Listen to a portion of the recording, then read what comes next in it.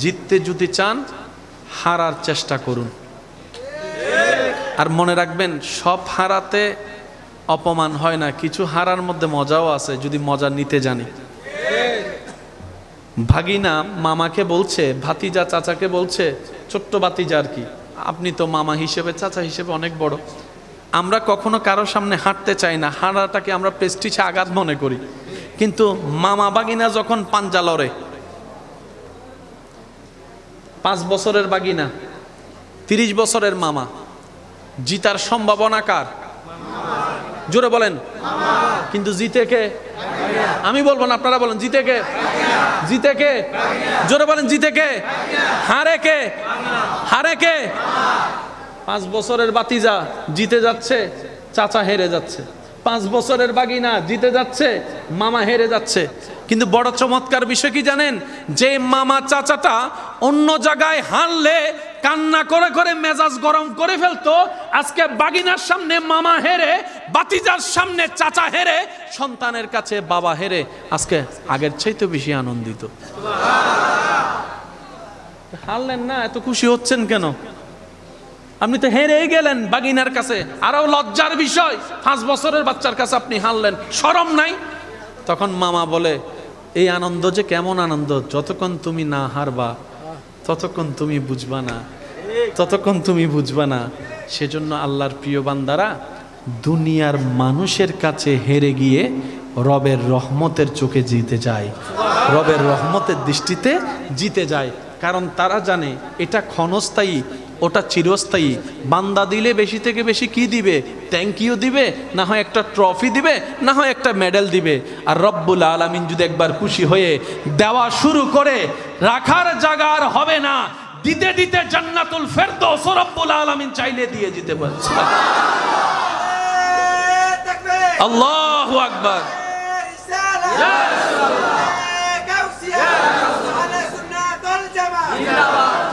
উচ্চ আওয়াজে বলেন না মারহাবা। সেজন্য ধৈর্য ছাড়া জিতা সম্ভব।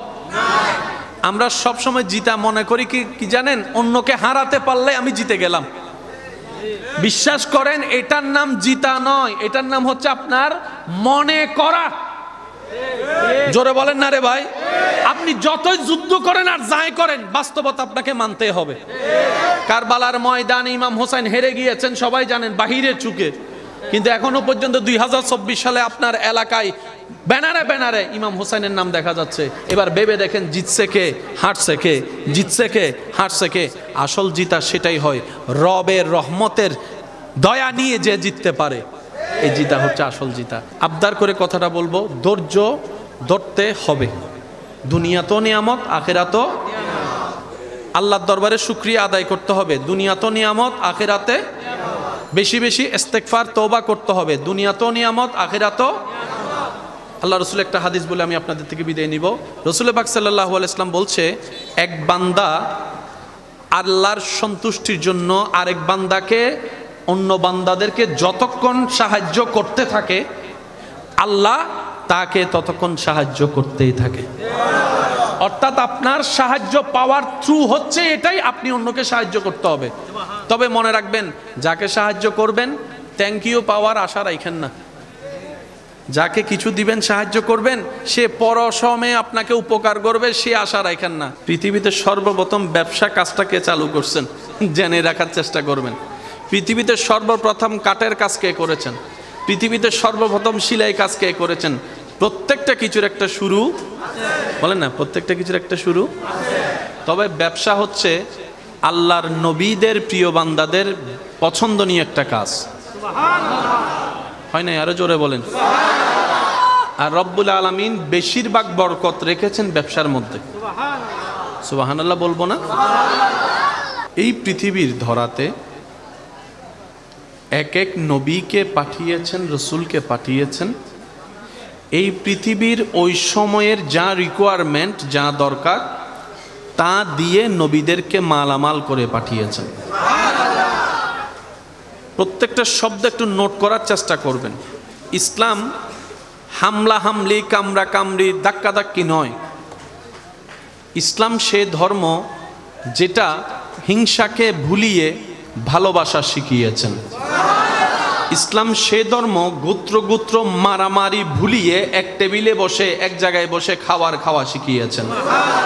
ইসলামের মতো পৃথিবীর বুকে প্রেমের, ভালোবাসার, মায়ার, সৌন্দর্যের ধর্ম আর হতে পারে না। সে ধর্মের অনুসারী আপনি আমি মুসলমান, কথা বলেন ঠিক কিনা? সেজন্য একটু বুঝার চেষ্টা করব আমরা সবাই। আল্লাহ তাআলা এক এক সময় এক এক নবী রাসূলকে পাঠিয়ে পৃথিবীর বুকে ভারসাম্য রক্ষা করেছেন। ভারসাম্য রক্ষা করেছেন।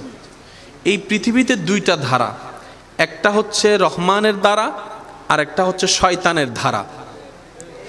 শয়তানের রাজত্ব যখন বিশাল আকার ধারণ করে তখন রব্বুল আলামিন সময়ে সময়ে সেটার তাওয়াজু রক্ষা করে বিভিন্ন সময় নবী রাসূলকে পাঠিয়েছেন।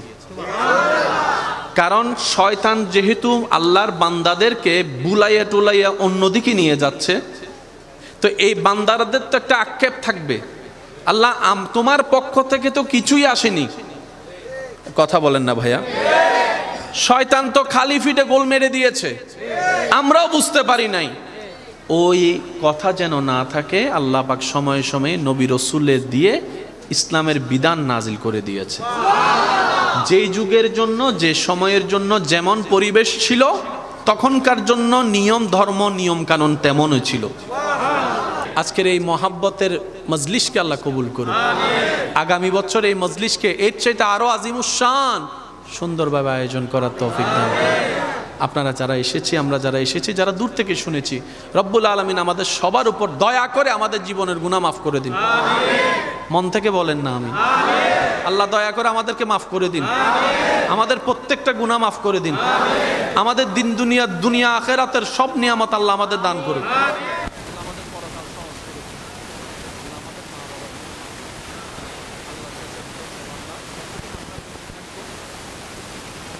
এবং ইজ্জত নিয়ে যেন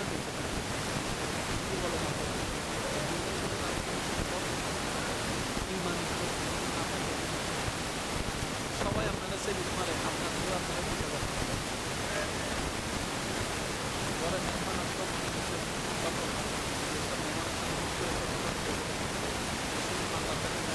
সম্মান এবং ইজ্জত আল্লাহ যেন আমাদের সবাইকে নসিব করে। 5 ওয়াক্ত নামাজের সাথে বন্ধুত্ব চলবে ইনশাআল্লাহ। আযানের একটা অনুরোধ করেছিল, একটু দিচ্ছি, এরপর আমি দিয়ে নিব। আপনারা সুন্দরভাবে থাকবেন, আল্লাহ যা দিলে তাই আপনারা গ্রহণ করবেন।